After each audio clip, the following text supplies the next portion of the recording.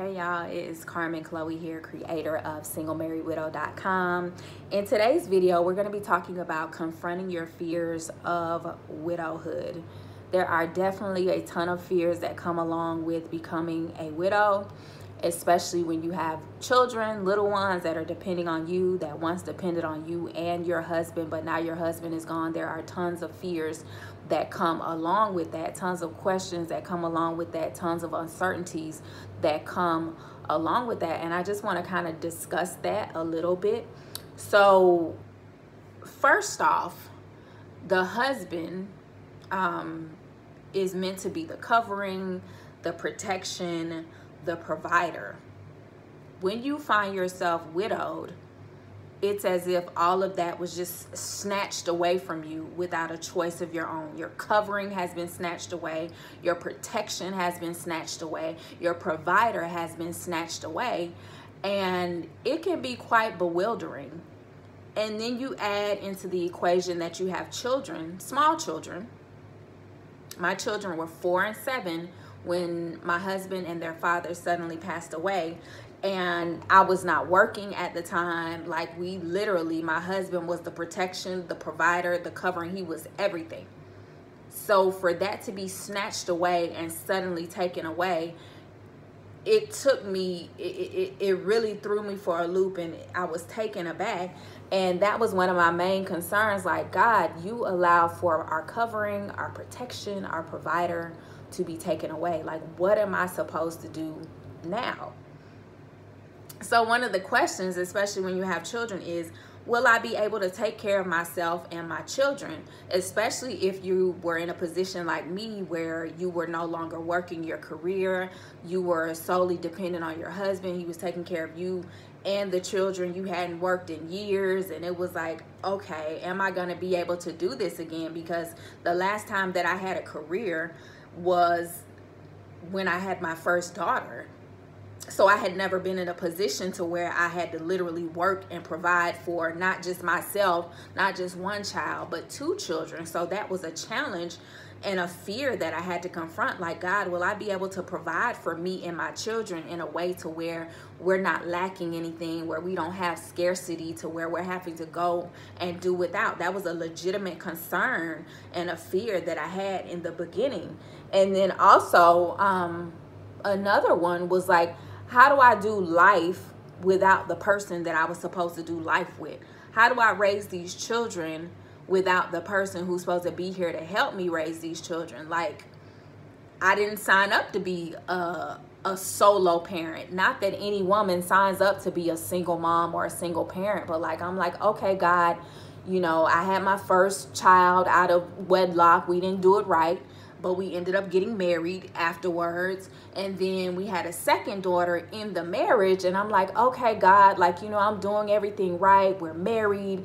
We're under covenant, under your eyes. And then you just snatch that all away. And it's like, what am I supposed to do now? Like, the person who was supposed to help me, the person where, okay, I need a break, can you take them? Or, you know, the person where it's like, okay, well, you cook dinner, I wash the dishes, you gave them a bath, I'll pick out their night clothes, you know, went over homework with them, I'll pick out their school clothes. Like, that person is gone away. The person who I made critical decisions with concerning not just my life, but these 2 little women's lives who I'm assigned to, like, they're gone away. So I had to get to a point to where I was like confronting those fears head on. And I've had plenty of conversations with God in the beginning, and then especially with the whole COVID-19, the pandemic, the quarantining. I've had plenty of conversations with God of like, God, why would you allow for my husband to be taken away, especially now with everything that's going on in the world?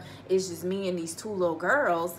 And I, like, and it may sound like fairy tale or just like a bunch of woo-woo, whatever, but like, literally, my faith in God, my relationship with God has sustained me, and God has spoken back to me and sent resources and guided me to specific scriptures to let me know, like, look, I got you, okay? Yes, this is one of the things that you would have never imagined going through, but like, I got you. And there literally have been times where I've been having that conversation with God early in the morning, before the girls wake up, and then literally that day, like, somebody will reach out to me like, I just felt led to bless you with $100, or I felt led to bless you with this just last week. Like, somebody who doesn't even know me, we're a part of a Facebook group together, and I was sharing a part of my testimony about a year ago, how my children and I, like, we didn't even have our own place, and how God blessed us with our own place after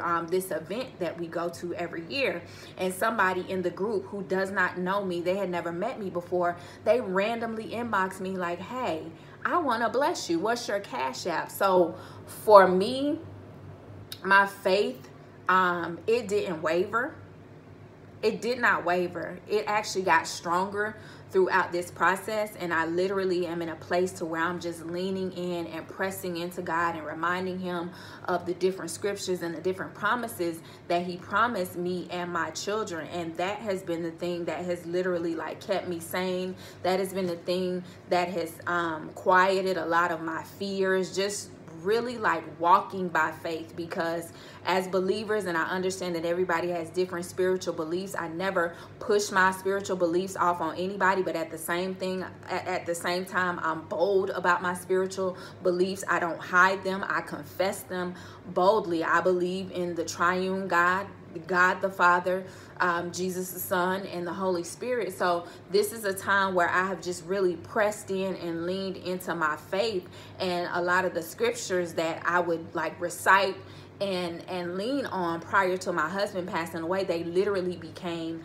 life to me. So that has really helped me with confronting a lot of the fears that I had through widowhood. So I just encourage you to don't deny your fears. Don't try to push them to the back of your head. Like, confront them.